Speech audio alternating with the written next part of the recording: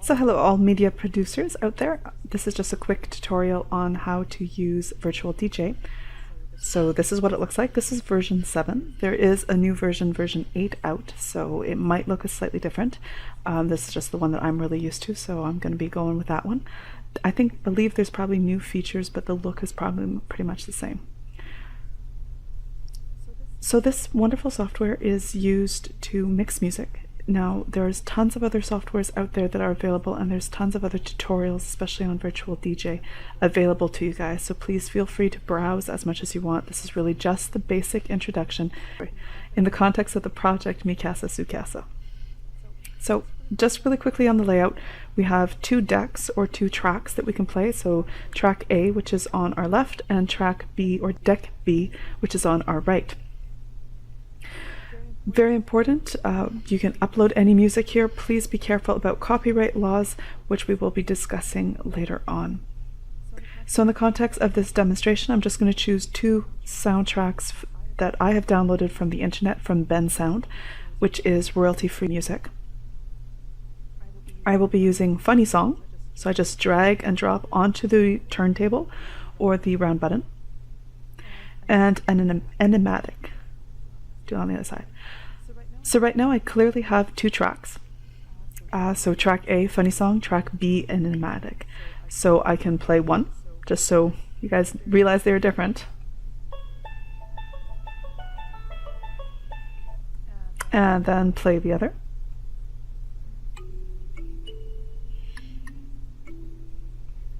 So what we can try and do is we're going to try and mix these 2 together, add a bit of interesting sound variations and whatnot. So we're going to bring them back to the start, quick and easy way. Just press pause button and the tracks jump back to the start.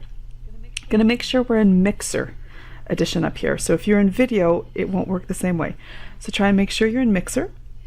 And then we have here the wonderful crossfade button that allows us to jump from one track. So if I just want to hear A, I push it all the way to the A side, or to the B side, and anywhere in between. So first thing I want to show you is if I were to mix it right now. So if I were to mix it right now as it stands, it won't sound right. The beats are going to be off. So just show you guys.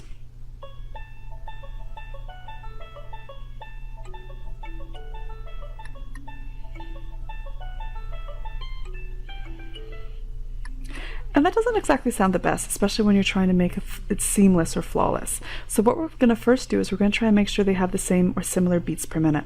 Here you can notice I have 90 beats per minute on track A, and in enigmatic I have 100 beats per minute. So that's actually quite a lot, or BPMs, if you're wondering what the BPM stands for, is beats per minute. So in order to fix that, I can use the sync button here. So I start playing one, play the other, sync.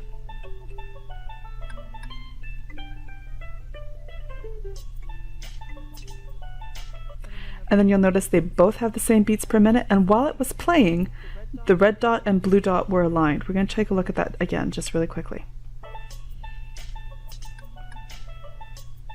So that's just one quick example of how you can sync them. Now these are not exactly the best songs to sync together, but they're still kind of interesting. So now we're going to use the crossfade now that they're synced. So just to show you, I'm going to move it all the way to A, so I'll just be able to hear A even though both will play. Hitting that sync button again. So just A, fade over,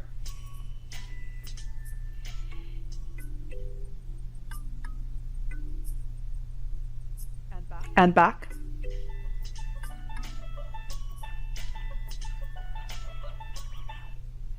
So that allows you to do very nice flawless transitions when there's 2 songs that you really do want to mix together. So I believe that's going to be it for this one. I'll show you guys some of the other features in the next tutorial, just trying to keep these short in time. So I hope you enjoyed. Best of luck. So again, you click and drag the song that you want onto the round disc or the turntable. You can then press the play, make sure you're in Mixer to get them synced up, or so you can adjust them and crossfade them.